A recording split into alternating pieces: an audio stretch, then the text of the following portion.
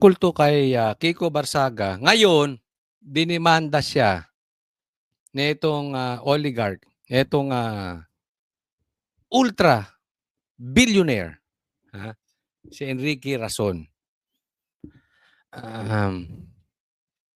Kasi nabili daw na nitong mayaman, tawagin na lang nating mayaman para to simple. Itong bilyonaryo na lang, sige. Itong bilyonaryo na to, baka trilyonaryo, pero para lang maintindihan nyo, i-address ko na lang siya. Itong bilyonaryo na ito na si Enrique Razon, na nabili niya na yung NUP. Okay? So, diniscuss po natin ito kahapon. Ang sabi ko lang, hindi natin alam kung sino nagsasabi ng totoo.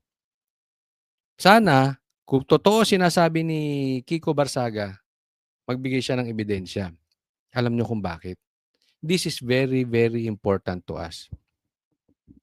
Tama yung sinabi ni Libiste na nabanggit ko sa inyo kanina. Ang sabi ko, at sabi niya sa amin, ang nagpapahirap sa Pilipinas, itong mga oligarch. Alam niyo kung bakit napapahirapan tayo niyan? Kasi ang mga Pilipino nagbabayad ng tax. Hindi ko sinasabing kasama dito si itong milyonaryo na to, itong bilyonaryo na ito. I'm talking in general na ang mga oligarch pinapaboran ng gobyerno. Kasi yung gobyerno meron ding natatanggap dito sa mga oligarch. Napansin ninyo, galit na galit na galit si PRRD sa mga to. Kaya ako, taas ng tingin ko kay PRRD. Alam mo kung bakit? Kung gusto kong magpayaman, hindi ko aawayin itong mga ito. Because these people, they have the capacity na payamanin ako. Lalo't presidente ako, ba't ko kakalabanin? Isang hingi ko lang sa mga yan, bigay agad yan. Dahil maraming mga problema yung mga negosyo nila. Hindi po itong bilyonaryo pinag-uusapan natin. In general po, yung mga oligarch. Kaya taas ng tingin ko kay PRRD.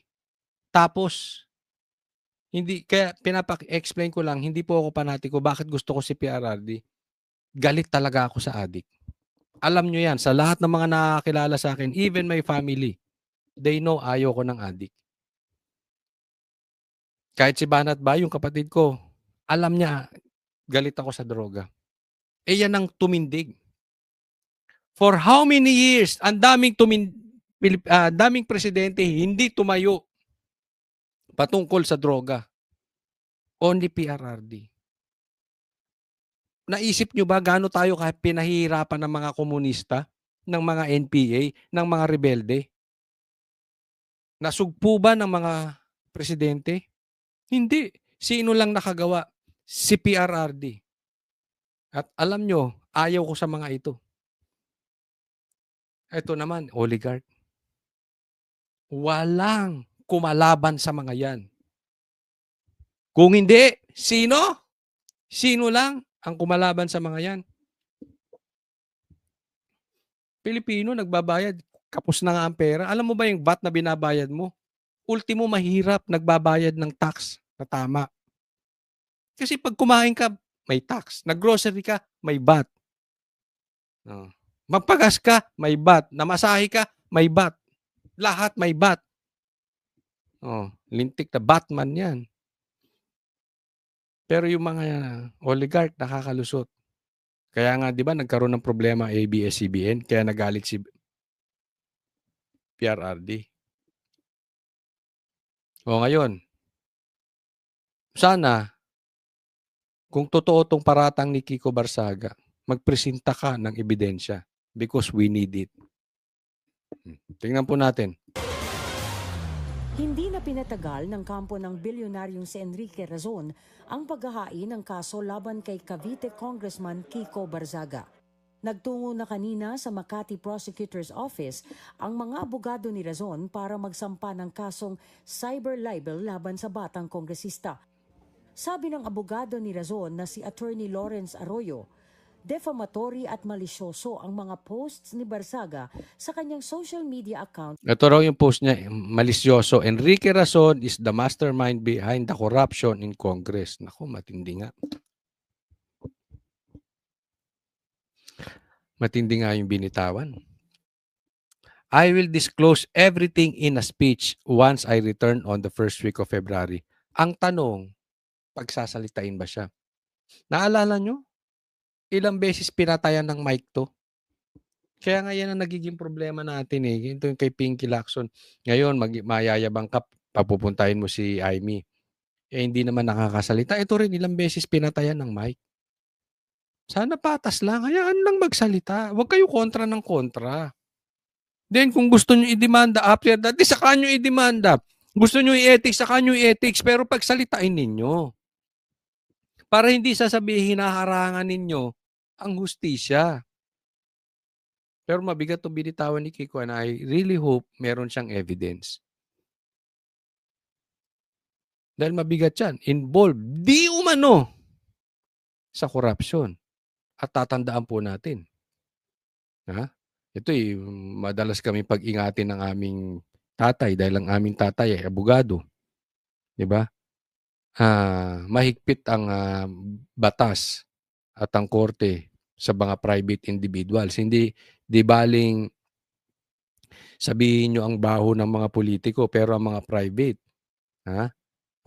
hindi sila parehas ng sukatan pagdating sa korte. Kaya kailangan maingat ka pag ang babanatan mo private citizen. Oh. But then again, malay natin. Yung tapang nito dahil may hawak siyang ebidensya. Kasi obviously, talaga may corruption sa Congress. Yan, public knowledge yan. Alam, karamihan ng Pilipino yan. Pero yung kay Razon, na siya ang mastermind sa corruption sa Congress, ayan, bago yan. Bago yan. Kailangan may matibay siyang ebidensya dyan. Noong January 9, 2026, kung saan pinaratangan niyang sinuhulan ni Razon ang National Party Unity o NUP para suportahan si dating House Speaker Martin Romualdez noong 2025 elections. Hindi alam ng kampo ni Razon ang motibo ni Barzaga. And the basis of this complaint of ours is precisely our position that what he said was false and malicious. Sa kanyang mga posts kahapon, sinabi ni Barzaga na may mga ebidensya siyang ipipresenta na magpapatunay sa umano'y suhulan. Ipinagkibit-balikat lang naman ito ng abogado ni Razon. Hindi naman dumating si NUP Chairman Ronaldo Puno o kahit na sinong miyembro ng partido kanina sa Makati Prosecutor's Office.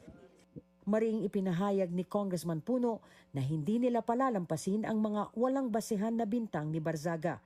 Sabi ni Puno, suportado ng lahat ng NUP members ang pagsasampa ng kaso laban kay Barzaga. This will be an acid test for Kiko Barzaga kasi hindi ka biro, private citizen tong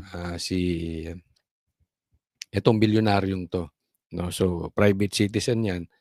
Hindi niya pwedeng banat-banatan. No? Hindi yan pasahod ng gobyerno. So, iba dapat ang diskarte niya dyan. Medyo matindi nga yung binitawan niya. So, tingnan natin kung talagang yung tapang ni Kiko Barzaga ay back up sa tunay na buhay. Tingnan natin kung yung tapang ni Kiko Barzaga ay back up ng ebidensya. Diba? Hindi ko po hinuhusgahan si Kiko, hindi ko rin hinihusgahan itong bilyonaryo na to dahil hindi ko po alam ang katotohanan. Pero, abangan natin. Malalaman naman natin kung sino ang nagsasabi ng totoo.